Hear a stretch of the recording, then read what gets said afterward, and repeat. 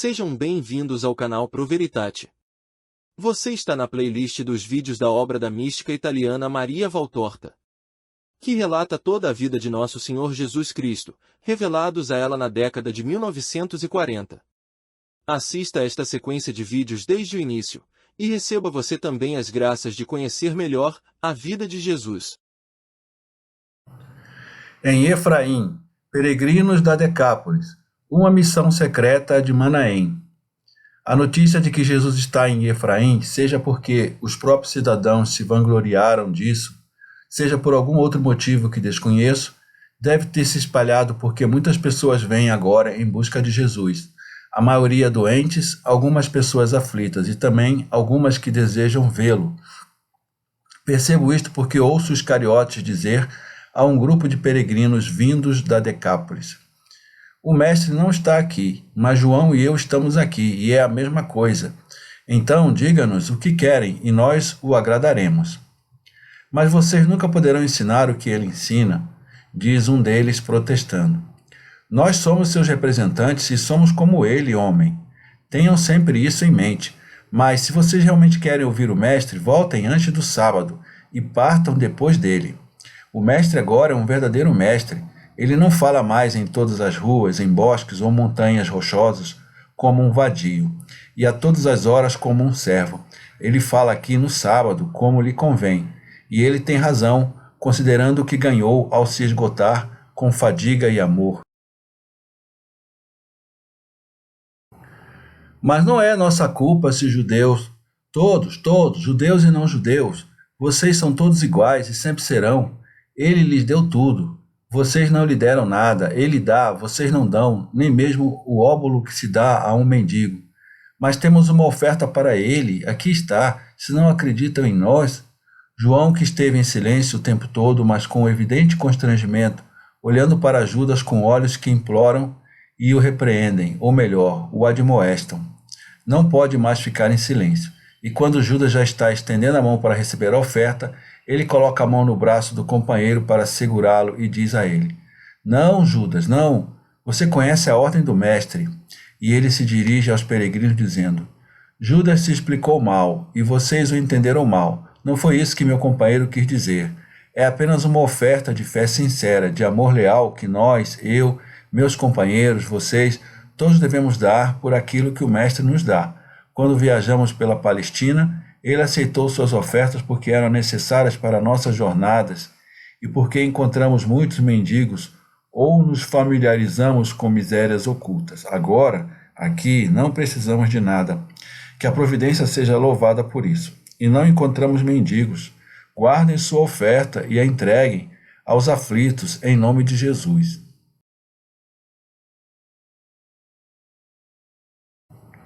Esse é o desejo de nosso Senhor e Mestre, e a ordem que ele dá àqueles entre nós que vão evangelizando pelas várias cidades. Se vocês estiverem doentes com vocês, ou alguém que realmente precise falar com o Mestre, diga-nos, e eu o procurarei onde ele se retira para orar, pois seu espírito está ansioso para reunir seus pensamentos no Senhor. Judas resmunga algo entre dentes, mas não o contradiz abertamente. Senta-se ao lado da lareira onde o fogo foi aceso, como se não quisesse mais se interessar pelo assunto. Na verdade, não precisamos de nada especial, mas ouvimos dizer que ele estava aqui e atravessamos o rio para vir vê-lo. Mas se fizemos algo errado, Não, irmãos, não é errado amá-lo e procurá-lo, mesmo com muito trabalho e fadiga, e a sua boa vontade será recompensada. Irei dizer ao Senhor que vocês estão aqui, e ele certamente virá, e se ele não vier, eu lhes trarei a sua bênção. E João sai para a horta para procurar o mestre. Deixa para lá, eu irei, diz Judas imperiosamente. Levanta-se e sai correndo. João o observa ir embora e não faz nenhuma objeção. Ele volta para a cozinha, onde os peregrinos estão aglomerados. Mas quase imediatamente sugere: vamos encontrar o mestre? Mas se ele não quisesse, por favor, não dê importância ao mal-entendido. Vocês certamente sabem as razões pelas quais estamos aqui. São outras pessoas que obrigam o mestre a tomar essas medidas de restrição. Não é de acordo com a sua vontade ou com seu coração. Ele sempre se afeiçoou a todos vocês como sempre. Sabemos disso. Nos primeiros dias após o anúncio público da proibição, todos o procuravam além do Jordão e onde quer que pensassem que ele pudesse estar. Em Betabara, em Betânia, em Pela, em Ramote Gileade e também mais longe. E sabemos que o mesmo aconteceu na Judéia e na Galileia. As casas de seus amigos eram vigiadas de perto, porque, se muitos são seus amigos e discípulos, muitos também são aqueles que não o são e que pensam servir ao Altíssimo, perseguindo o Mestre. Então as buscas cessaram de repente e espalhou-se o boato de que ele estava aqui. Mas quem vos disse? Seus discípulos. Meus companheiros? Onde? Não, nenhum deles. Eram diferentes, novos, porque nunca os vimos com o Mestre ou com os antigos discípulos.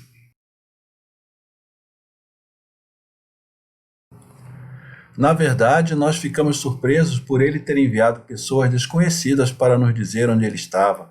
Pensamos que ele poderia ter feito isso porque os judeus não conheciam os novos discípulos. Não sei o que o mestre vos dirá, mas penso que, de agora em diante, deveis ouvir apenas os discípulos familiares. Sede prudentes, todos nesse país sabem o que aconteceu ao Batista. Achais que, se João, que era odiado apenas por uma mulher, foi capturado e morto, o que acontecerá a Jesus, que é odiado tanto pelo palácio real e pelo templo, como pelos fariseus, escribas, sacerdotes e herodianos?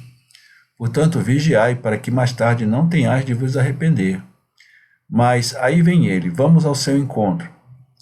É a calada da noite, uma noite sem lua, mas estrelada. Então, silencia-se depois ao farfalhar de galhos e juncos quebrados, um ruído que se aproxima cada vez mais da casa, seguindo a torrente e vindo da encosta da montanha.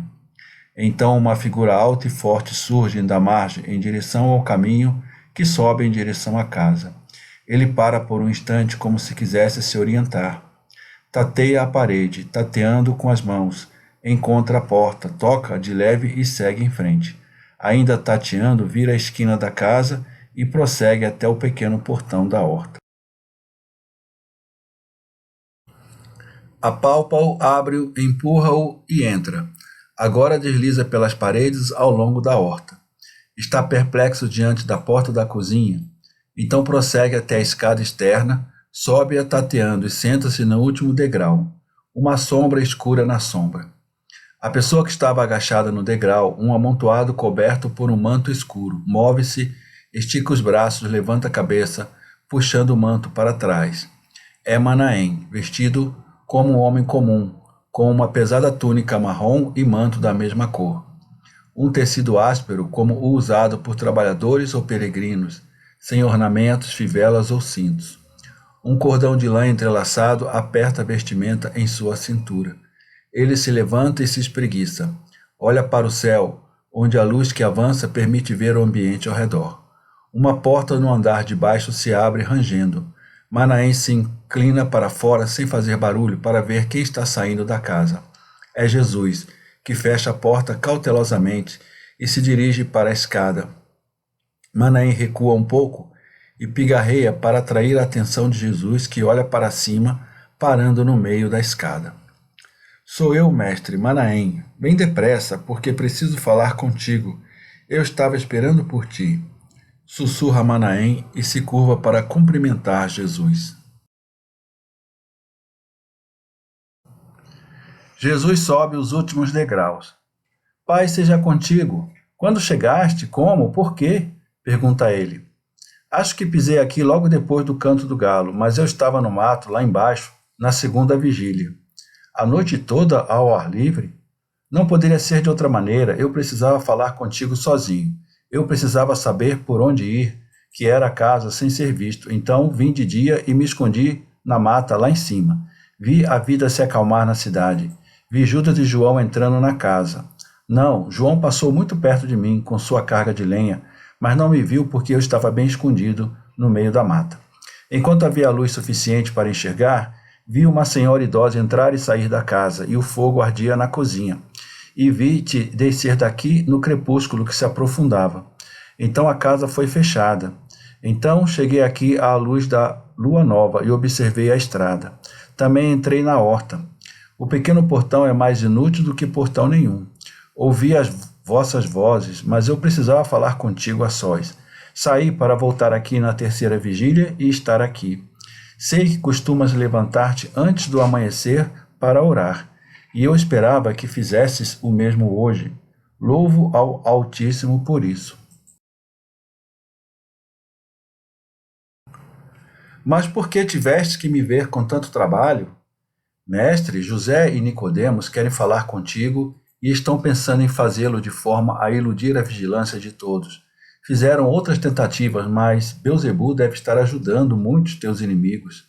Em cada ocasião eles tiveram que desistir de vir, porque suas casas e a de Nick eram continuamente vigiadas. Na verdade, a mulher deveria vir antes de mim.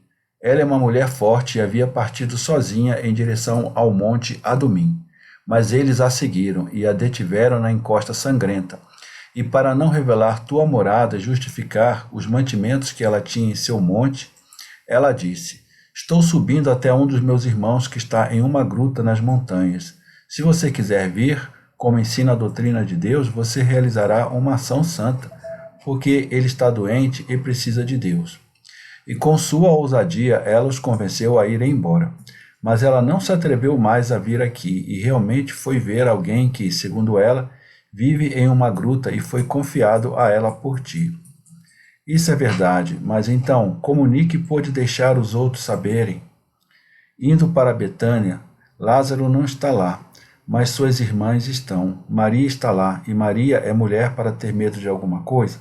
Ela se vestiu talvez mais suntuosamente do que Judite para ir ao rei, e foi ao templo publicamente com Sara e Noemi, e depois à sua mansão em Sião. E de lá enviou Noemi a José com as informações necessárias. E enquanto os judeus astutamente iam ou enviavam pessoas à sua casa para honrá-la, e todos podiam vê-la, a dona da casa, a velha Noemi, vestindo roupas modestas, foi até Bezeta para informar o ancião. Ficou então combinado que eu deveria ir, como sou o nômade que não levanta suspeitas se me veem a galope de uma das moradas de Herodes para outra, para dizer-te que na sexta-feira à noite José e Nicodemos, o primeiro vindo de Arimateia, o segundo de Ramá, se encontrarão antes do pôr do sol em Gofena, e lá te esperarão. Conheço o lugar e o caminho, e virei aqui à noite para te levar até lá. Podes confiar em mim, mas confia somente em mim, mestre. José te implora que não deixes ninguém saber que estamos nos encontrando, no interesse de todos. Teu também, Manaém? Senhor, eu sou eu, mas não tenho riquezas nem interesses familiares para proteger como José, e isso confirma a minha afirmação de que as riquezas materiais são sempre um fardo. Mas pode dizer a José que ninguém será informado do nosso encontro. Posso ir então, mestre? O sol já nasceu e teus discípulos podem estar se levantando. Podes ir, e Deus esteja contigo. Irei com você para lhe mostrar o local onde nos encontraremos na sexta-feira à noite. Eles descem as escadas sem fazer barulho, saem da horta e descem até as margens do riacho. Perto de Gofená, o encontro noturno com José de Arimateia, Nicodemos e Manaém. O caminho percorrido por Manaém para levar Jesus ao local onde ele é esperado é realmente difícil. Uma estrada de montanha estreita, coberta de pedras, atravessando matagais e bosques. Um luar muito brilhante na primeira face da lua. Mal consegue penetrar o emaranhado de galhos e às vezes desaparece completamente. E Manaém compensa a falta de luz com tochas que preparou e trouxe consigo, carregando-as como armas sob o manto. Ele lidera o caminho, Jesus o segue e eles prosseguem em silêncio na calada da noite. 2 ou 3 vezes um animal selvagem correndo na floresta simula o ruído de passos, o que faz Manaém parar desconfiado. Mas, fora isso, nada mais perturba sua jornada, que já é árdua por si só. Olha, mestre, aquele ali é Gofená. Agora vamos dar a volta por aqui. Contarei 300 passos e chegaremos às grutas onde nos esperam desde o pôr do sol. Acharam a jornada longa e, no entanto, pegamos atalhos que, creio, respeitaram a distância legal. Jesus faz um gesto que significa não poderíamos fazer de outra maneira. Manaém não fala mais nada, concentrado em contar os passos. Encontram-se agora num corredor rochoso e árido, como uma caverna ascendente, entre as duas faces da montanha que quase se tocam. Dir-se-ia que se trata de uma fratura provocada por um cataclismo, de tão estranha que parece. Uma enorme ferida de faca na rocha da montanha, partindo 1/3 dela a partir do cume. Bem acima, para além das faces escarpadas da montanha, para além dos ramos agitados das árvores que cresceram à beira do enorme corte, as estrelas brilham, mas a lua não emite luz aqui embaixo, neste abismo. Manaém diz: aqui estamos, e emite um grito semelhante ao lamento de uma grande coruja, em direção a uma fenda na encosta rochosa. Vindo da outra extremidade, uma luz avermelhada surge ao longo de outro corredor rochoso, cuja parte superior está fechada como um saguão. José aparece. O mestre? Pergunta, sem ver Jesus, que está um pouco atrás. Estou aqui, José. Pai seja contigo. Pai seja contigo. Vem, vem. Acendemos uma fogueira para ver cobras e escorpiões e aquecer o lugar. Eu te mostrarei o caminho. Ele se vira e ao longo das ondulações do caminho, nas entranhas da montanha, os conduz a um lugar iluminado pelas chamas. Perto de uma fogueira está Nicodemos, que joga galhos e zimbros sobre ela. Paz a ti também, Nicodemos, aqui estou contigo. Fala. Mestre, alguém notou a tua vinda? Quem, Nicodemos? Os teus discípulos não estão contigo? João e Judas de Simão estão comigo. Os outros estão evangelizando do dia seguinte ao sábado até o pôr do sol nas sextas-feiras. Mas saí de casa antes do meio-dia, dizendo-lhes que não me esperassem antes do amanhecer do dia seguinte ao sábado. Já estou acostumado demais a ficar ausente por várias horas para levantar suspeitas em alguém. Portanto, não precisas de te preocupar. Temos bastante tempo para conversar sem receio de sermos apanhados. O lugar aqui é propício. Sim, ninhos de cobras e abutres, e de salteadores na boa estação, quando estas montanhas estão cheias de rebanhos, mas hoje em dia os salteadores preferem outros lugares de onde descer repentinamente por apriscos e trilhas de caravanas. Lamentamos tê-lo arrastado para tão longe. Mas poderemos partir daqui por caminhos diferentes, sem atrair a atenção de ninguém, porque, mestre, a atenção do Sinédrio se dirige para onde quer que suspeitem que você é amado. Bem, discordo de José quanto a isso. Acho que agora vemos fantasmas onde não há nenhum. Também acho que a situação se acalmou muito nesses últimos dias, diz Nicodemos. Você está errado, meu amigo, eu lhe digo. Acalmou-se porque não há incentivo para procurar o mestre, porque agora eles sabem onde ele está. É por isso que ele está sendo vigiado e nós não. E é por isso que lhe implorei que não contasse a ninguém que íamos nos encontrar, para que ninguém estivesse pronto, para nada, diz José. Não creio que o povo de Efraim, observa Manaém, nem o povo de Efraim, nem qualquer outro de Samaria, com o único propósito de fazer o oposto do que fazemos do outro lado. Não, José, não por isso, mas porque eles não têm em seus corações a serpente maligna que você tem. Eles não temem ser despojados de qualquer prerrogativa. Não têm interesses sectários ou de casta a defender. Não têm nada além de uma necessidade instintiva de sentir que são amados e perdoados por aquele a quem seus ancestrais ofenderam e a quem eles continuam a ofender por permanecerem fora da religião perfeita.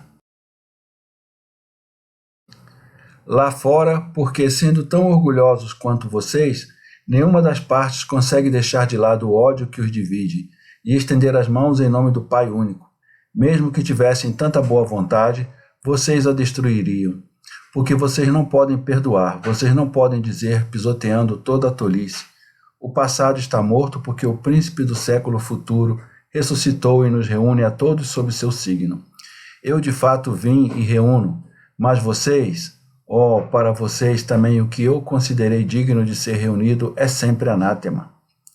Você é severo conosco, mestre. Eu sou justo, podeis talvez dizer que não me reprovais em vossos corações por algumas das minhas ações? Podeis dizer que aprovais que a minha misericórdia seja a mesma para judeus e galileus, como para samaritanos e gentios, ou melhor, ainda maior para estes últimos e para os grandes pecadores, justamente porque eles têm maior necessidade dela? Poder dizer que não esperarias de mim gestos de violenta majestade para manifestar a minha origem sobrenatural e, acima de tudo, veja bem, e acima de tudo, para manifestar a minha missão de Messias de acordo com a vossa ideia do Messias? Falai a verdade. Além da alegria dos vossos corações pela ressurreição do vosso amigo, não terias preferido a tal alegria que eu tivesse chegado a Betânia como um belo e cruel guerreiro, como os nossos antepassados foram com os amorreus e os bassanitas, e como Josué foi com o povo de Ai e de Jericó, ou melhor ainda, fazendo cair pedras e muros sobre os meus inimigos, com a minha voz, como as trombetas de Josué fizeram com os muros de Jericó, ou atraindo enormes pedras do céu sobre os meus inimigos, como aconteceu na descida de Bet-Horon, ainda nos dias de Josué, ou como em tempos mais recentes, convocando cavaleiros celestiais a galope pelos ares, vestidos de ouro, tropas de lanceiros totalmente armados, esquadrões de cavalaria em ordem de batalha, ataques e investidas de um lado para o outro, um floreio de escudos e exércitos com capacetes, brandindo espadas e lançando projéteis para aterrorizar meus inimigos? Sim, é isso que vocês teriam preferido, porque, embora me amem muito, vosso amor ainda é impuro e é inflamado ao desejar o que não é santo, por seus pensamentos sobre os israelitas, por seus velhos pensamentos.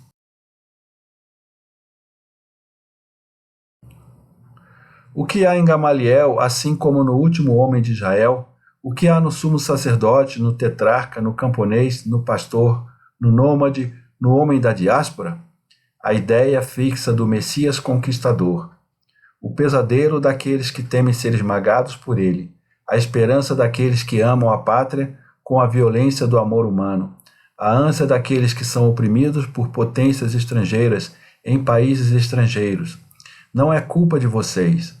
O conceito puro, como foi dado por Deus a respeito do que eu sou, foi coberto ao longo dos séculos, com camadas de escória inútil, e apenas poucos sabem como levar a ideia messiânica de volta à sua pureza inicial, e o fazem através de seus próprios sofrimentos. E agora, como se aproxima o tempo em que o sinal que Gamaliel espera, e todo Israel com ele será dado, e agora que o tempo da minha manifestação perfeita se aproxima, Satanás está trabalhando para deteriorar o seu amor e adulterar os seus pensamentos. A hora dele está chegando. Eu lhes digo, e nessa hora de escuridão, também aqueles que atualmente podem ver, ou são apenas um pouco cegos, serão completamente cegos. Apenas poucas, muito poucas pessoas reconhecerão o Messias no homem demolido.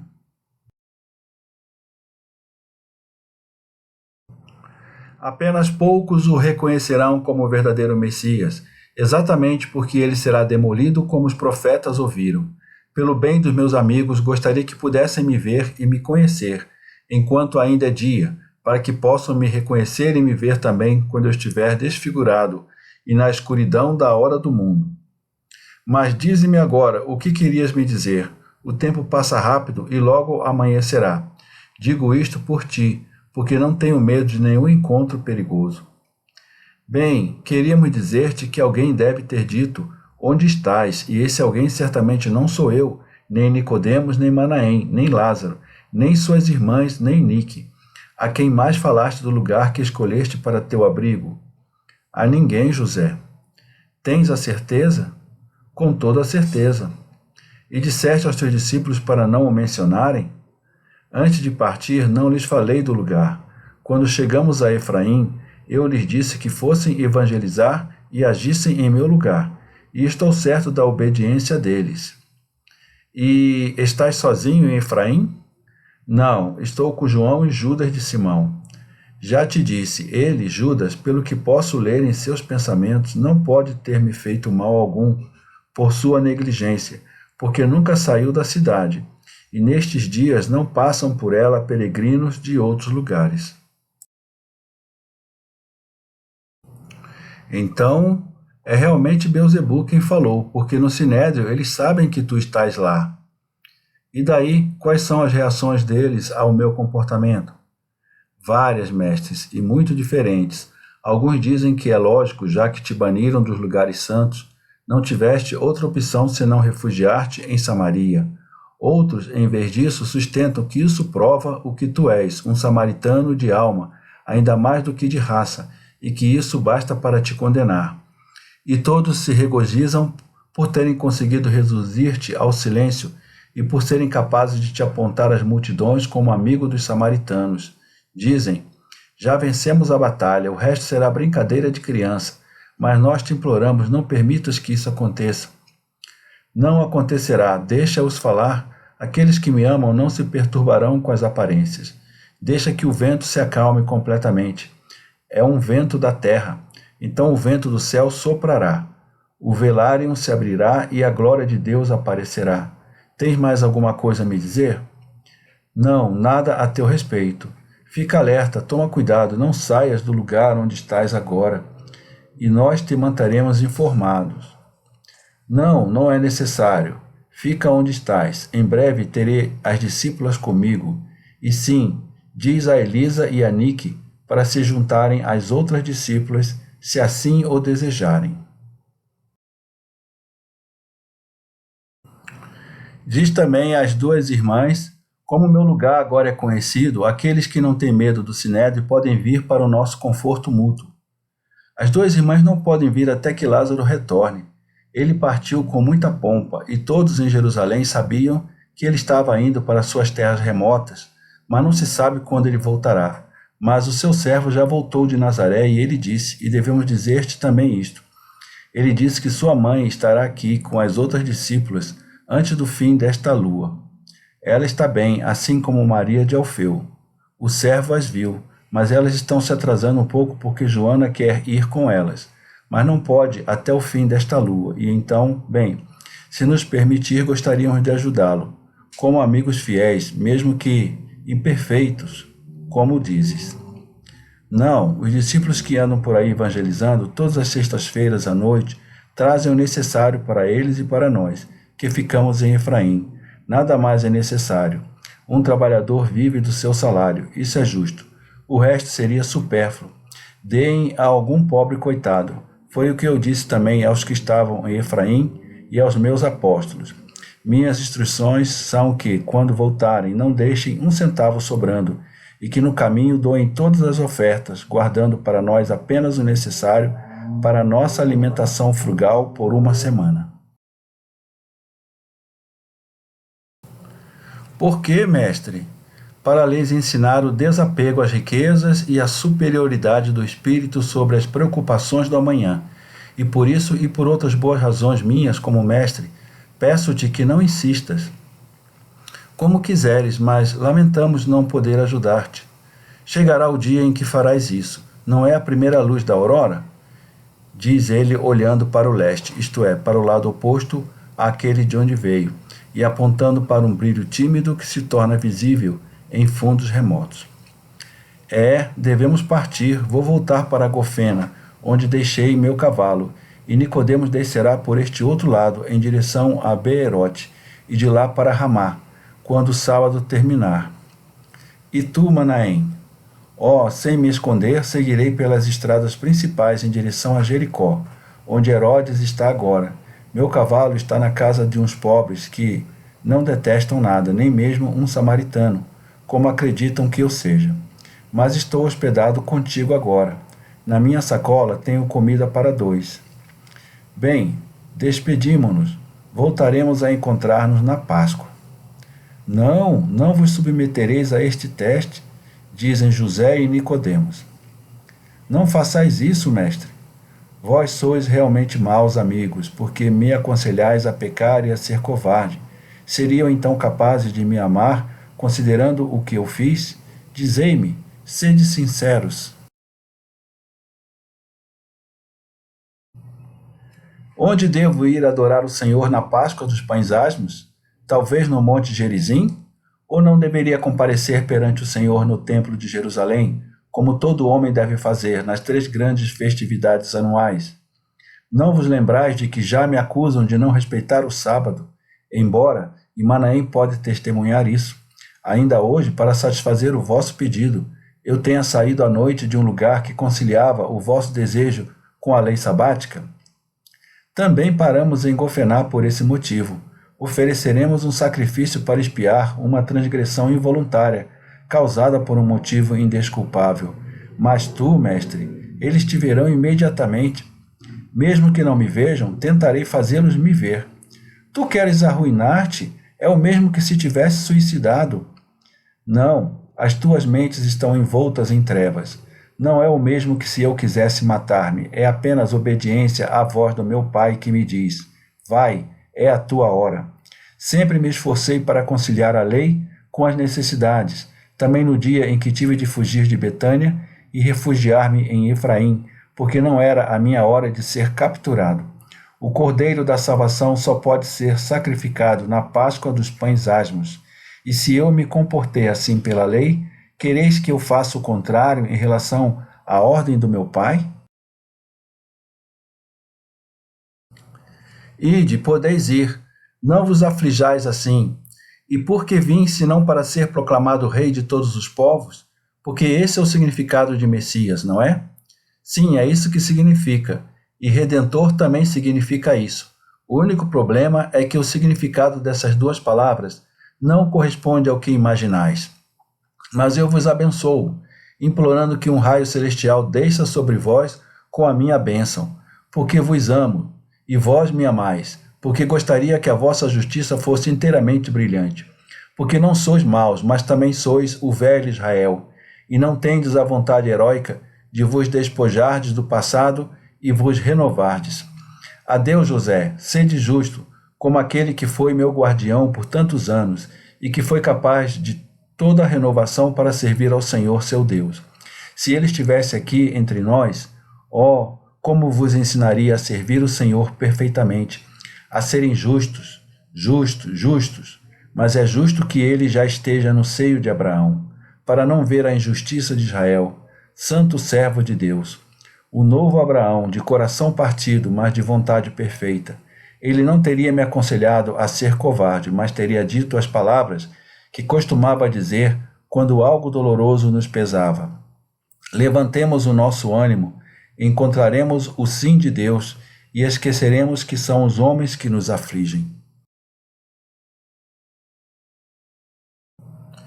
E façamos o que for penoso, como se o Altíssimo nolo tivesse apresentado.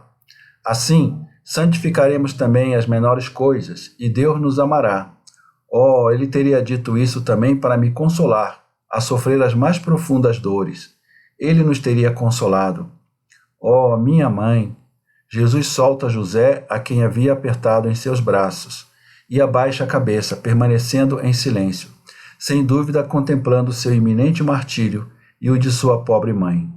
Então, levanta a cabeça e abraça Nicodemos, dizendo: a primeira vez que vieste a mim como discípulo secreto, eu te disse que para entrar no reino de Deus e ter o reino de Deus em ti, é necessário que teu espírito renasça e que ames a luz mais do que o mundo a ama. Hoje, e esta é talvez a última vez que nos encontraremos secretamente. Repito-te as mesmas palavras. Reinai-se em teu espírito, Nicodemos, para poderes amar a luz, que eu sou, e habitar em ti como Rei e Salvador. Vai agora, e Deus esteja contigo. Os dois membros do Sinédrio partem na direção oposta àquela por onde Jesus veio. Quando o ruído de seus passos se dissipou, Manaém, que havia ido até a entrada da gruta para vê-los partir, retornou.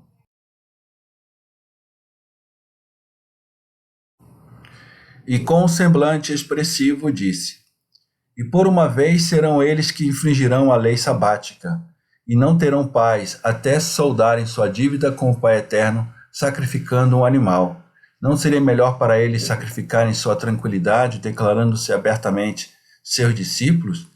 Isso não seria mais agradável ao Altíssimo? Certamente seria, mas não o julgue. São massas que crescem lentamente. Mas no momento certo, quando muitos que se julgam melhores do que são desabarem, eles se levantarão contra o mundo inteiro. Estás referindo-se a mim, Senhor? Por favor, tire minha vida, mas não me deixe negar-te. Tu não me negarás, mas há aspectos em ti diferentes dos deles, e eles te ajudarão a ser fiel. Sim, eu sou o Herodiano, isto é, eu era o Herodiano, porque assim como dei as costas ao concílio, também dei as costas ao partido, quando vi que era vil e injusto para contigo, assim como os outros. Ser Herodiano para as outras castas significa ser pouco menos que um pagão. Não quero dizer que sejamos santos. Isso é verdade. Por um propósito impuro, cometemos impurezas. Falo como se ainda fosse o Herodiano que era antes de ser teu discípulo. Segundo a opinião humana, portanto, somos duplamente impuros, porque somos aliados dos romanos e porque o fizemos para nosso próprio lucro. Mas dize-me, mestre, como tu sempre falas a verdade e nunca te abstém dela por medo de perder um amigo. Entre nós que fizemos uma aliança com Roma para ter triunfos pessoais fugazes, e os fariseus, os principais sacerdotes, os escribas, os saduceus, que fazem uma aliança com Satanás para esmagar-te, quem são mais impuros? Eu, podes ver? Agora que percebi que o partido dos herodianos está do lado dos teus inimigos, eu o abandonei. Não estou dizendo para te louvar, mas para te dizer o que penso. E eles, quero dizer, os fariseus e os sacerdotes, os escribas e os saduceus, estão convencidos de lucrar com esta aliança repentina dos herodianos com eles. Miseráveis! Eles não sabem que os herodianos fazem isso para obter mais méritos e, portanto, maior proteção contra os romanos. E mais tarde, uma vez que a causa e a razão que os une estejam definidas e concluídas, eles demolirão aqueles com quem agora formam uma aliança. E eles brincam uns com os outros dessa maneira. Tudo se baseia em engano, e isso me enoja tanto que me tornei completamente independente. Tu és um grande fantasma assustador para todos, e também és o pretexto para o jogo sujo dos interesses das várias partes. O motivo religioso, a sagrada indignação pelo blasfemador, como te chamam, não passam de mentiras. O único motivo não é a defesa da religião, nem o sagrado zelo pelo Altíssimo, mas sim os seus interesses gananciosos e insaciáveis. Eles me fazem mal, como coisas imundas, e eu gostaria que os poucos que não são corruptos fossem mais ousados. Ah, uma vida dupla me incomoda agora. Eu gostaria de te seguir sozinho, mas posso te servir melhor assim do que se te seguisse. É um fardo para mim, mas tu dizes que em breve serás o quê? Mas serás realmente sacrificado como cordeiro? Mas não é linguagem figurada? A vida de Israel é tecida com símbolos e figuras. E gostarias que assim fosse para mim, mas o meu não é uma figura. Não é? Tens mesmo a certeza? Muitos de nós poderíamos repetir gestos antigos e ter-te ungido Messias e defender-te. Uma palavra bastaria, e os defensores do santo e sábio pontífice se levantariam aos milhares e milhares. Não me refiro a um rei terreno, pois agora sei que o teu reino é inteiramente espiritual. Mas como nunca mais seremos humanamente livres e fortes, que pelo menos a tua santidade sustente e cure o Israel corrupto. Ninguém como tu, sabes, ama o sacerdócio atual e aqueles que o apoiam. Queres isso, Senhor? Diz-me e eu o farei. Já avançaste muito com o teu pensamento, Manaém, mas ainda estás tão longe do teu objetivo como a terra está do sol. Serei sacerdote e para sempre, pontífice imortal no organismo que vivificarei até o fim dos tempos. Mas não serei ungido com o óleo do deleite, nem serei proclamado e defendido pelos gestos de violência praticados por um punhado de fiéis para lançar nossa pátria em um cisma selvagem e torná-la mais escravizada do que nunca. E você acha que a mão de um homem pode ungir o Cristo? Eu lhe digo solenemente que não pode. A verdadeira autoridade que me ungirá pontífice e Messias é a daquele que me enviou. Nenhuma outra pessoa que não seja Deus poderia ungir Deus como Rei dos Reis e Senhor dos Senhores, para sempre. Então, nada? Não há nada que possamos fazer? Como estou triste. Tudo, amando-me, é tudo. Amando não a pessoa cujo nome é Jesus, mas o que Jesus é, amando-me com sua humanidade e seu espírito, como eu te amo com espírito e humanidade, a fim de estar comigo além da humanidade. Veja como é belo o amanhecer. A luz silenciosa das estrelas não brilhou aqui, mas a luz triunfante do sol o faz. O mesmo acontecerá nos corações daqueles que conseguirem amar-me com justiça. Saiam no silêncio da montanha, livres das roucas vozes humanas de interesses. Olhem para aquelas águias, como elas voam alto em busca de presas. Podemos ver essa presa? Não, não podemos, mas elas podem, porque os olhos de uma águia são mais poderosos que os nossos, e de cima, onde voam, podem ver um amplo horizonte e podem escolher. Eu faço o mesmo, vejo o que vocês não podem ver, e de cima, onde ele paira, meu espírito pode escolher minhas doces presas, não para desperdiçá-las como fazem os abutres e as águias, mas para levá-las comigo. Seremos tão felizes lá, no reino de meu Pai, nós que nos amávamos. E Jesus, que enquanto falava, saiu para sentar-se ao sol na entrada da gruta, abraça Manaém, que estava ao seu lado, e sorri silenciosamente para não sei qual visão.